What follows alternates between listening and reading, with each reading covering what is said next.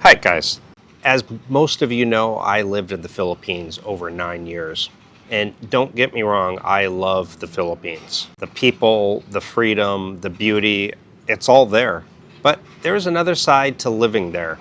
And most YouTubers don't talk about because they don't want the negativity on their YouTube channel. They don't want the negative comments from Filipinos and other expats maybe. They just don't want to hear it, so they tend to just kind of ignore it and just talk about the positive sides and kind of leave the rest unsaid. And then of course when expats get there, or visitors or people, they say, well, God, nobody really mentioned this. That is the little frustrations that just chip away at you daily on your patience. So in this video, I'm going to break down what I call death by 1,000 cuts. That's the best way I can describe it. The everyday things that just kind of drove me crazy in the Philippines. And for once, I want to be real. Again, this is not a hate video towards the Philippines. I just want to be honest with people. Some of you are going to hate it, and you're going to leave me all kinds of bad comments, especially Filipinos. It is what it is, and I just want to be honest about it because I felt when I was in the Philippines, I really felt kind of restricted on sometimes on what I could say. I could mention little things, but if you go too negative, then of course you just get so much heat for it. And I'm in a position now that I don't really care about that. So stick around for today's video. You might hate it. You might appreciate the honesty. Stick around. I'm tired of waiting here. Same four walls, same fading year. Got these plans stuck in my head. Southeast Asia calling me instead. Bangkok nights in Bali shores. So number one for me was noise pollution, and it follows you everywhere. It's the first thing that you're just greeted with. You know, if you've lived in a barangay or a provincial town, you know exactly what I mean, or even the city. When you're out walking on the street, it is just constant people laying on the horn. Now in the West, we usually lay on the horn if we're just trying to warn you, hey, you know, don't pull out in front of me. In the Philippines, they want to lay on the horn to say, hey, I'm passing, hey, move out of the way, hey, I'm pulling out in front of you, hey, I'm on the right side of you, hey, get out of my way. I mean, they just lay on the horn for everything. So it's kind of frustrating. You hear all the noise, but also, you know, when I hear a horn, I'm thinking, okay, something's about to happen. I'm merging into somebody, or they're merging into me, or something, you know, to give warning. But in the Philippines, that's not the case. And the noise really drove me nuts. Everything from when I lived in Dumaguete with the extreme barking dogs, to the karaoke, to the guy behind me who was running his chainsaw like all the time directly behind, to the guy who had like 10 dogs in cages, like little cages, directly across the street. And those poor dogs never left their cages. They were just for show, like going to the pet store and seeing the dogs in the cages, except these dogs didn't even get outside. I mean, I felt so bad. They were malnourished. Animal cruelty is another one, but we'll get into that later. You know, it's karaoke blasting at midnight, roosters at 3 a.m. Ironically, roosters were the thing that actually never really bothered me. Trikes, dogs, loud mufflers. It just never stops. And silence is a luxury there. And it's not personal, it's cultural. Filipinos are very social, and noise equals life and community, and they're just used to it. It doesn't affect them. It's just normal. In fact, they think it's weird when it's too quiet. You know, but if you come from the West where peace and quiet are normal, it can wear you down fast. You know, I'm used to, you know, when you come from the West, you expect to go into a coffee shop and it just be kind of quiet. You know, you kind of have a conversation like this. Often the music is turned up real loud in restaurants where you can't even hardly hear each other. I remember sitting in the mall not long ago, and the music was so loud from there having some event in the center of the mall. And the restaurant I was eating at was far away, but it was so loud that even in the restaurant in a different part of the mall, I could not hear the other person across from me. I mean, we could not even hear. And I can't tell you how many restaurants and coffee shops I've said, hey guys, can you turn the music down a little bit? I can't even talk to my friend. And I felt like, I always felt like, geez, am I the bad guy asking everybody to turn the music down? But that's kind of the way it is. They're just so used to it, it just doesn't affect them. But street noise from condos that I've lived at. I had pretty quiet in Moncton, Newtown. Now, towards the end, they started construction that they would run all freaking night, just boom, boom, boom, boom, just constantly. And, not luckily, but the typhoon happened and I ended up moving to Davao, so I got away from that. But it literally, there's always been a noise factor wherever I was at in the Philippines. So enough about the noise. Number 2 is trash and cleanliness. There's so much natural beauty in the Philippines. I mean, pristine waterfalls and beautiful turquoise waters for the ocean. But the trash problem kills it. You're snorkeling and you see so much trash. And I hate to be, again, so negative, but the Philippines contributes 1/3 of the plastic in the oceans. 1/3. And I blame a lot of that on these like single issue plastic, like sachets for single shampoos, sachets for single conditioners, sachets for selling oil at the sachets for this. Just all these single use plastics. And that's what I blame it on, because it doesn't matter what you buy. For example, you buy some items at the grocery store. Well, they put it in some plastic and tie it up, and then they put it in more plastic and then more plastic. And it's just like, geez, guys, come on. There's rivers full of plastic, beaches with bottles, random burning piles of garbage just near my apartment all the time when I lived in Dumaguete. It's not that people don't care.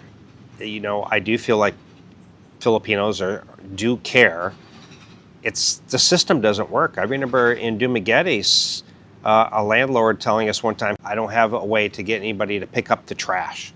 And it literally went weeks and weeks and weeks, 3 weeks, and their trash we had to hang it on hooks outside, and the dogs would come and rip it open, and the trash would just be everywhere. I mean, you couldn't put trash bins in front of houses and stuff because people would steal them, so people don't use trash bins. I mean, it's just same with the public. You don't find trash bins out and about everywhere because people steal them, or they just don't have the funds to have the trash bins. So, it's limited waste management, no consistent enforcement, and convenience always wins. So you learn to overlook it, but there's some days that it's hard to walk on the street and just see piles of trash. It's really just kind of annoying. And number 3 is infrastructure and maintenance. The Philippines actually builds some great infrastructure, bridges, flyovers, parks, but the problem isn't the building part. I've moved into beautiful condos that when they were brand new were just amazing, beautiful.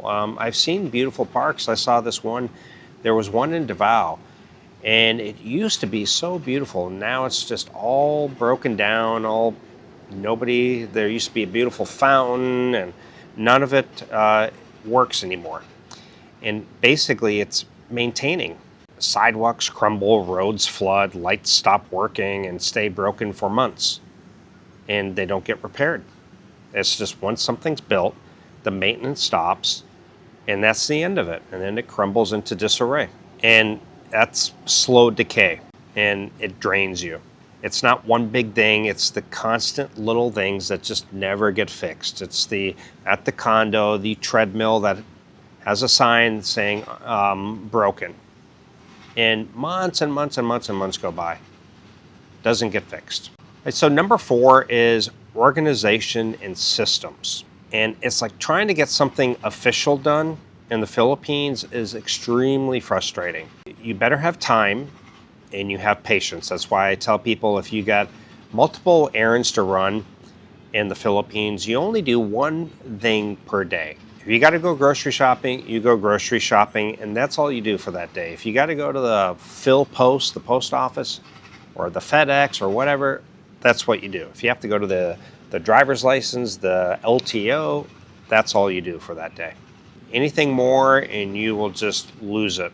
You know, it's paperwork, it's signatures, multiple copies, and the infamous come back tomorrow or come back later. And then you ask, well, what time? Later, a couple hours, the afternoon. And you come back at 2 o'clock. Oh, it's not ready, sir. Come back tomorrow. And you're like, why didn't you just tell me? You know, it's just frustrations. So, you know, there's progress in some areas. I've noticed certain areas, like I went to a few offices where it was kind of organized. I was like, oh, okay, we got progress here. But many systems are still stuck like 30 years behind. The good news, if you learn to adapt, stay calm, and you bring snacks, then you'll survive. Bring a fully charged phone, bring a book to read, something. You just kind of have to adapt because it just doesn't seem like it'll be fixed. And you either adapt or it's not going to work for you. The Philippines is not going to work for you. A lot of people actually ask me, how did you last 9 years? And I don't know, to be honest, sometimes. So number 5, internet and utilities. And internet has come a long way, trust me. I mean, when I first got to the Philippines, there was internet cafes. No restaurants, no coffee shops, nobody had Wi-Fi. The malls didn't have Wi-Fi. Nobody had Wi-Fi. You had to go to an internet cafe, or you had to have a service set up at your home or something. Or they had the piso Wi-Fi where you would go and pay at like a sorry, you'd drop some coins in and you'd get Wi-Fi for a certain amount of minutes. But it's still hit or miss in the Philippines. You know, power cuts, slow uploads, data dropouts happens all the time. They're basically just part of daily life, especially outside of the big cities. In the big cities, it's getting much, much better. So if you rely on working online, always have backups, pocket Wi-Fi, an extra SIM, and a generator if you can. That's why I always chose condo life for the most part. And number 6, daily inconveniences. So you're going to run into small frustrations as well. No change for a 1,000 peso bill, which seems just normal for us in the West, right? That's like $20. Delivery delays, lack of inventory, traffic jams that make no sense. You know, there's one lane in each direction often, and maybe somebody stops just to buy some bananas on the side of the road that's right there on the sidewalk. Not a care in the world about blocking the rest of traffic, you know, and all of a sudden we're down to one lane and you're stuck there for a half an hour because a guy wanted to stop and buy some bananas. You know, 1 or 2 aren't bad, but add them up over time and it can really test your sanity. It really can. So number 7, the bigger picture. Here's the truth. The Philippines isn't broken. It's just different. Way different than what we're used to in the West. It's not meant to run like the West, and we have to just kind of accept that. But if you come here expecting efficiency and silence, you're going to struggle. You're going to struggle a lot. But if you come for simplicity, community, and freedom, and learn to let go, then you'll probably thrive. And a lot of people thrive. And I did well for 9 years because I'm actually a very patient person. I just kind of let things go. Okay, hey, we're out of stock. Okay, let me go to the second item. Out of stock. Okay, third item, out of stock. Okay, I'm going to a new restaurant. A little frustrated, yeah. Maybe my buddy's already gotten his meal and 30 minutes later I get mine. I mean, you just have to accept. You know, that's just the way it is. We as expats are not going to change things. It's really would take the Filipino community to change things. It's not our place to try to change things. It's the Filipinos that have to want to change it, and they have to do something about it. We could maybe make a suggestion, but it's not really up to us to change it. It's really more up to us to just kind of accept it, and this is the way it is there, and this is what we have to do. So for me, that was a death by 1,000 cuts, guys. These aren't deal breakers. There's workarounds for things. You can find a place that's quiet. You can ask the barista at the coffee shop to lower the music. You can live in an expat bubble where you don't have to see the trash. It's relatively clean until you get outside of your bubble. Usually it's quieter in these condos, so you're in a high rise. You're maybe not getting the street noise. When you get outside of these little bubbles, then, you know, or even within the bubble, you know, they still run into the issues as well. You're not trouble free within the expat bubbles, but less troubles, I would say. But, you know, they're the real life details that test every foreigner's patience. And still, at the end of the day, the Philippines gives you something that most places can't. And that is freedom, kindness, and a lifestyle that's hard to find anywhere else. You can find great lifestyle all over, really, you can. I mean, it's really, I still think it's more on the individual. If you are a certain type of person, you can find happiness almost everywhere. Guys, if you enjoyed this video, you know, give it a thumbs up, subscribe, and comment below, and let me know down in the comments whether you've only visited the Philippines or you live there or have lived there. What's the one thing that just drives you crazy living or visiting in the Philippines? Let me know down in the comments, guys. Again, for me, it was a slow process. I didn't just get there overnight where I said, I can't handle the Philippines. And honestly, I probably could have continued to live there and worked my way around, lived in a condo, or, you know, lived in my bubble, and, you know, certain things that I could have done to alleviate some of the issues, certainly. But I wanted to try something new, and I am happy here for now. You know, who knows? Maybe it'll be a death by 1,000 cuts here in Thailand. I don't know. But I love having the freedom to move and go live wherever I find happiness. And for right now, it's here. Before it was the Philippines.